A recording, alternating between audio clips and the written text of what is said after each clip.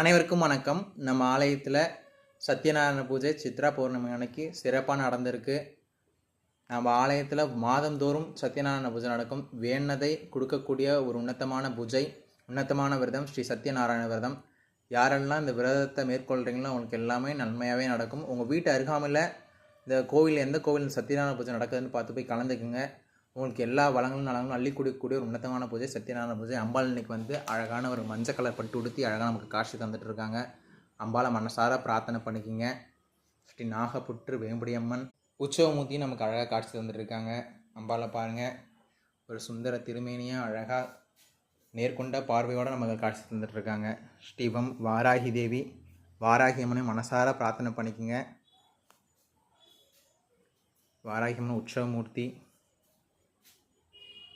அம்பாளையும் மனசார பிரார்த்தனை பண்ணிங்க. இன்னொரு நல்ல பதிவில் உங்களை சந்திக்கிறேன். நன்றி.